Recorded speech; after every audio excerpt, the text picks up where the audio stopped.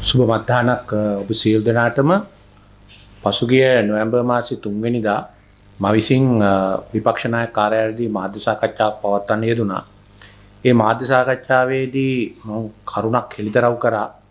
ඒ තමයි 10 වෙනි මාසේ 18 වෙනිදා කැබිනට් පත්‍රිකාවක් මගින් ඉන්දියාවෙන් නැනෝ යූරියා දියර පොහොර ගෙනීම සම්බන්ධයෙන් අති විශාල වංචාවක් සිදුවෙමින් තිබෙන බව. ඉතින් ඒ පිළිබඳව පසුව පාර්ලිමේන්තුවේදී ඉතාම අවමාන සහගත විදිහට අපහාස කරමින් අපට මහින්දානන්ද අලුත්ගමගේ ඇමතිවරයා ප්‍රකාශයක් කළා. එහි යථා තත්ත්වය පිළිබඳව ඊට පැය කිහිපයකට පස්සේ මමත් ප්‍රකාශයක් කළා. විශාල මාධ්‍ය ප්‍රචාරයක් දෙමින් ඔහු රහස් පොලිසියට මේ ගැන පැමිණිල්ලකුත් කළා.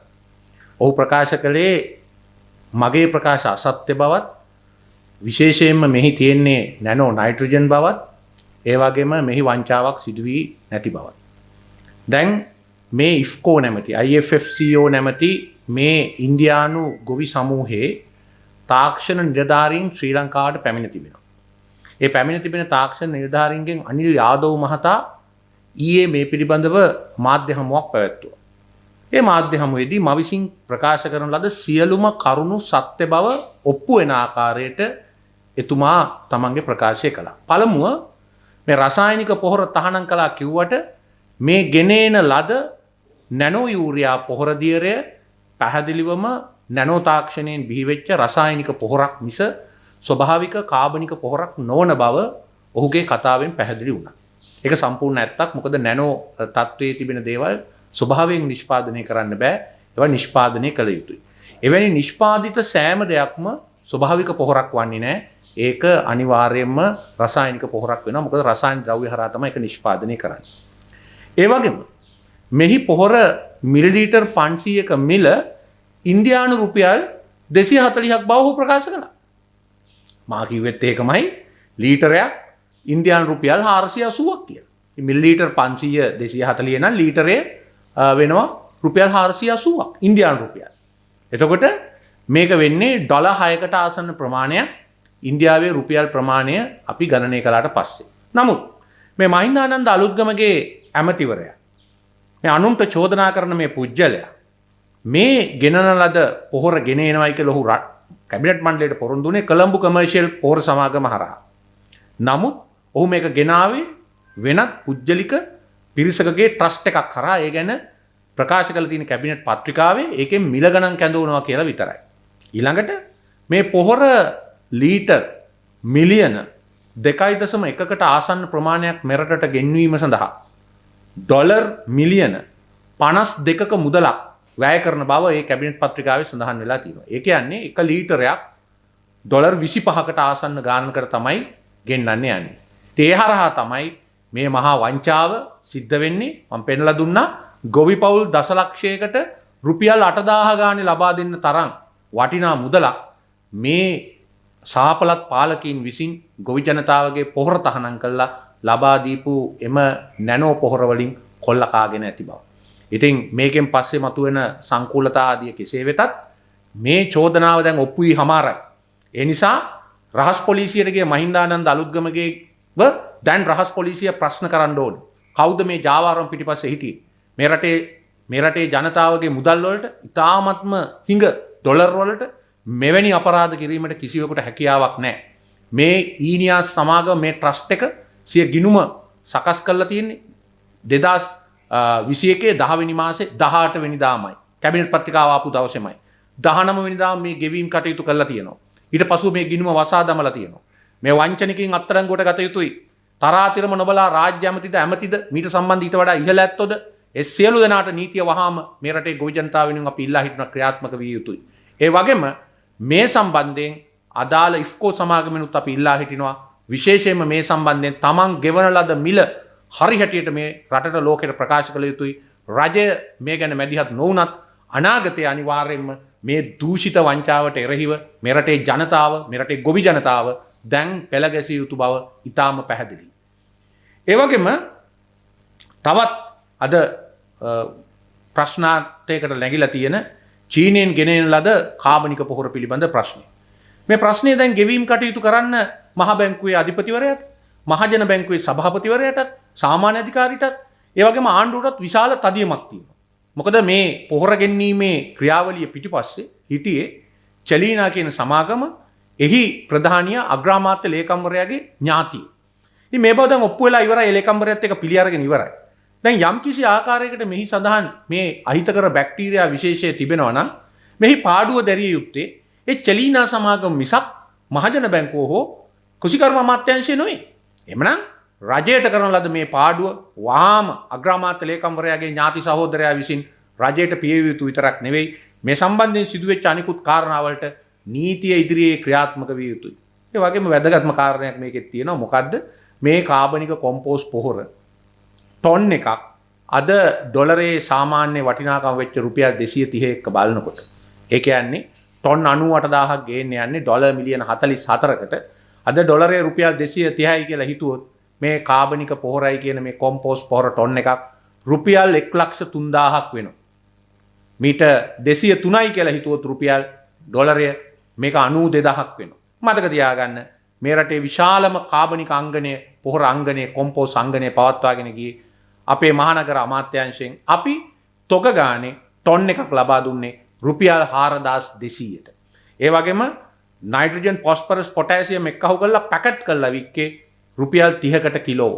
ඒ කියන්නේ ටොන් එක රුපියල් 30000කට ගන්න පුළුවන්. හැබැයි තොග වශයෙන් ගත්ත හැම කෙනාටම ටොන් එක රුපියල් 4000ට වික්කේ. දැන් කොහොමද ඒකේ ගැහිල්ල? ඒකේ ගැහිල්ල 1.25 ගැහිල්ල. එතනත් ගැහිල්ල. මේ ගැහිලිකාර ජාවාරංකාරයෝ ගැන මේ රටේ ජනතාව මනාව අවබෝධ කරගත යුතුයි. ඒ අනුව මේ ගැන චීන ආණ්ඩුව මැදිහත් වීම ගැන අපි ඉතාමත්ම කනගාටු වෙනවා. මොකද මේක සමාගම් දෙකක් අතර ප්‍රශ්නයක් මිසක් ලංකා ආණ්ඩුවත් චීන ආණ්ඩුවත් අතර ප්‍රශ්නයක් නෙවෙයි. මහජන බැංකු සභාපතිවරයාටත්, සාමාන්‍ය අධිකාරිවරයාටත්, කෘෂිකර්ම දෙපාර්තමේන්තුවටත් මේ කැබිනට් පත්‍රිකා දාලා මේ වංචාව සිදු කරන මේ ඇමතිවරයාටත් එරෙහිව නීතිය වහාම ක්‍රියාත්මක විය යුතුයි. ඒ වගේම කෝප් කමිටුව ඉදිරියේ වාර්තා වුණා අලුත් තත්ත්වයක්. ඒ තමයි පසුගිය නොවැම්බර් 17 ඒ කියන්නේ මේ 17 වෙනිදා 2021 කෝප් වාර්තාවේ ඉඩම් ප්‍රතිසංස්කරණ සභාව පිළිබඳ වාර්තාව ආවා. ඒකේ 4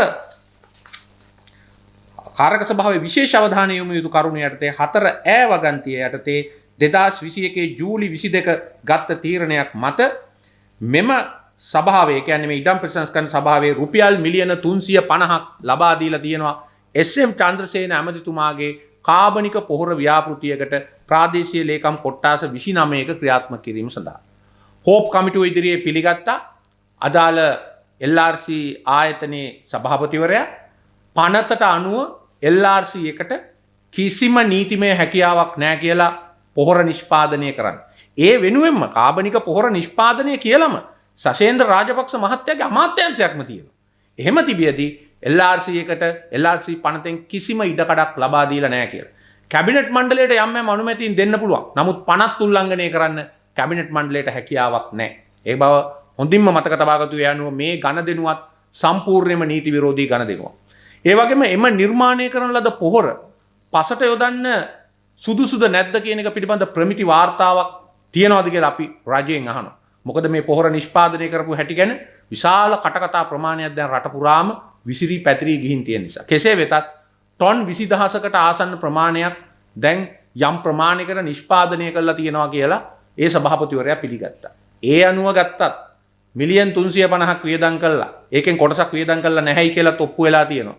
ටොන් 20000කට ආසන්න ප්‍රමිතියකින් පිළිබඳ ප්‍රශ්නාර්ථයක් තියෙන ප්‍රමාණයක් බිහි කරලා තියෙනවා. ටොන් එකක් එතනත් රුපියල් 17000ක් ගිහින් තියෙනවා. කොහොම ගැහිලිද? රටේ ජනතාවගේ පොහොර ටික, ගොවි ජනතාවගේ පොහොර ටික නොදී රටේ එළවලු වගාව, පළතුරු, ඒ වගේම මල්, ඒ වගේම තේපොල්, රබර් වගාවන් සම්පූර්ණයෙන්ම අනාථ භාවයට දාලා, විදේශ විනිමය උපයන තිබිච්ච සියලුම මාර්ග අහුරලා දාලා, ඊළඟට ගොවියට පොහොර දෙන එකනුත් රාජ්‍ය අරමුදල් වලනුත් ඉතාම නින්දිත විදියට ගසා කන සාපලත් ආණ්ඩුවක් බවට මේ ආණ්ඩුව අද පත් වෙලා තියෙනවා.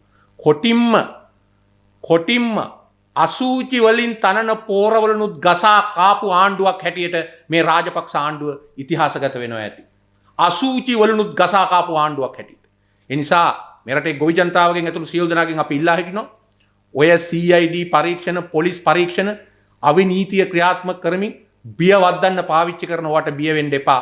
මේ මංකොල්ලයට එරෙහිව සෑම දෙනාම සෑම පුරවැසියෙක්ම නැගිටිය යුතුයි.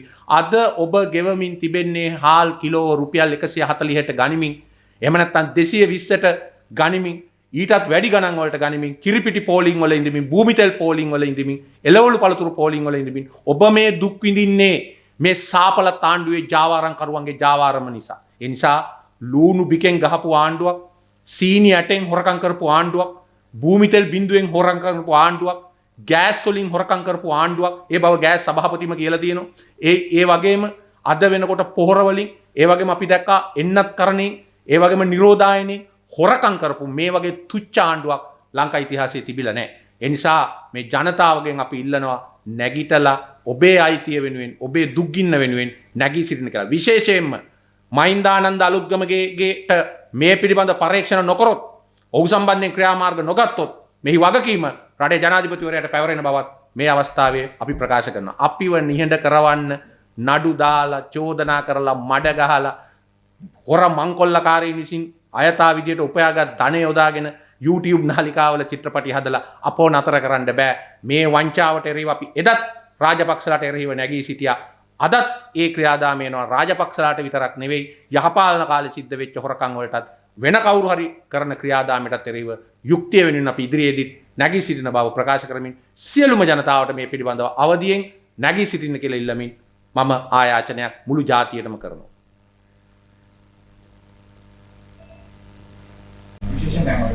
මිලිමීටර් 500 ගාන බෝතලේ ගානේ අර ඉන්දියාවේ මාතා කරනවා කියන්නේ. ඒ 500 බෝතලක ලංකාවට ගේන කොට කොහොමද ප්‍රොසෙස් එක? ඉතින් මෙහෙමයි, ඒක සම්බන්ධයෙන් මේ මිලිලීටර් 500කකට යම්කිසි මේ ප්‍රවාහන ගාස්තුවක් ඇති. ඒ ගාස්තුව කියන්න ඕනේ. ඒ මිලිලීටර් 500 ලීටරේ වෙන්නේ $6.4යි. ඉතින් ඒකට යම්කිසි පොඩි සත ගානක ප්‍රවාහන ගාස්තුවක් ඇති. ඒ අරෙන්න මේ එකට 6 ගුණයක ගණක් ඇති වෙන්න කිසිම හේතුවක් නැහැ. ඒකේ අපේ කෙමිකල් එක පිළිබඳ ප්‍රශ්නයක් නැද්ද? ඒක ගැන අපි දන්නේ නැහැ. ඉන්දියාවේ පරීක්ෂණයක් කරලා තියෙනවා මේ මාසේ මැයි 31 වෙනිදා තමයි මේ පරීක්ෂණය අවසන් වෙලා තියෙන්නේ. ලංකාවේ භෝග වලට දාලා පරීක්ෂණයක් කිසි තැනක කුෂිකර්ම අමාත්‍යාංශය කළා නැහැ. ඒ ගැන ප්‍රශ්නාර්ථයක් තියෙනවා අපට කොයි විදිහටද මේක දායක වෙන්නේ. මේක මේ ඉන්දියාවේ ප්‍රාන්තික කරපු පරීක්ෂණයක්. ඒ තොරතුරු තමයි අපට තියෙන්නේ. හැබැයි ඒව මත පදනම් වෙලා අපිට කටයුතු කරන්න බෑ. මොකද ඉන්දියාවේ දේශගුණයේ, කාලගුණයේ, පසේ තත්ත්වයේ, භෝගවල තත්ත්වයේ සම්පූර්ණයෙන්ම අපට වඩා වෙනස්. ඒ නිසා මෙහි ඒ පරීක්ෂණය කරලා එහි තියෙන ඵලදායීතාවය පිළිබඳ අවබෝධයක් ඇති කරගෙන ඒක ගෙනාවනම් ඒක වෙනම දෙයක්. දෙවනි රට අපි කියලා කිව්වා ප්‍රධාන. ඔය ඉතින් දෙවෙනි රට අපිනේ වෙලා තියෙන්නේ දැන්. ඒ කියන්නේ අත් වශයෙන්ම මෙතන මේ අපි පරීක්ෂණයක් කරන්න එපා. පිට රටකින් යම් ඕනම රසායනයක් ගේනකොට කිසියම් දුරකට යම් ජාත්‍යන්තර සම්මුති ප්‍රමිතීන් තිබුණත් මේක අලුත් නිෂ්පාදනයක්. මේක භෝග වලට යොදන්නේ. ඒ නිසා මේක පිළිබඳ ඉන්දියාවේ පරීක්ෂණ කරලා ඇති. නමුත් අපේ රටේ යම් මූලික පරීක්ෂණයක් කළා ප්‍රතිඵල කොහොමද කියන ගැන මේ නයිට්‍රජන් ලබා දීමේ ක්‍රියාදාමයේ පිළිබඳව පරීක්ෂණයක් කළා යුතුවම තිබුණා. එසේ නොකර හදිසියේ අද කැබිනට් පත්‍රිකාව දාලා, අද සමාගම් හදලා, හෙට ඒව ගෙන්නලා, හෙට ඒ ගණන් පියවලා, තමන්ගේ කොමිස් එකත් බෙදා හදාගෙන ගිනුම් වහලා ඉන්න ක්‍රමයක් නැහැ. මෙතන කෙරුණේ පැහැදිලි ජාවාරම. මේක කොහොමද දැන් ඔය විදිහට විශේෂ මේක රසායනික ක්‍රියාවෙන් ලංකාවට ඕගන් කාබන් එකක් නෙමෙයි. රසායනික එකක් නෙමෙයි. ඔව්. මේ වගේ එකක් රිවර්ස් කරනවා නම් කොහොමද ඒක? දැන් ලංකාවට ගෙනලා ලංකාව පුරවලට ගහලා ඒ පද්ධතිය වලට හානියක් වෙනවා. ඒව අපි දන්නේ නැහනේ. ඒ වයින් සිදුවෙන හානිය ගැන අපි කවුරුවත් දන්නේ නැහැ. ඒ නිසා කළ යුතුව තිබුණේ කුෂිකර්ම අමාත්‍යාංශයේ පර්යේෂණාංශ විසින් පාලිත තත්ත්වයටතේ මේක යොදලා මෙහි ඵලදායීතාවය පිළිබඳ පර්යේෂණයක් එක කන්න එක කරලා හරිනම් කන්න කීපයක කරන්න ඕනේ, ප්‍රදේශ කීපයක කරන්න ඕනේ, දේශගුණික තත්ත්ව කීපයක මේක කරලා බලන්න ඕනේ. එළවලු පළතුරු වී සියල්ලටම බලන්න ඕනේ. දැනට මේක ගේනහල්ලා තියෙන්නේ වී වගාවටයි බඩිරිඟු වගාවටයි. අඩුම ගානේ මේ දෙකටවත් මේ පර්යේෂණය කළ යුතු තිබුණා. හොඳයි.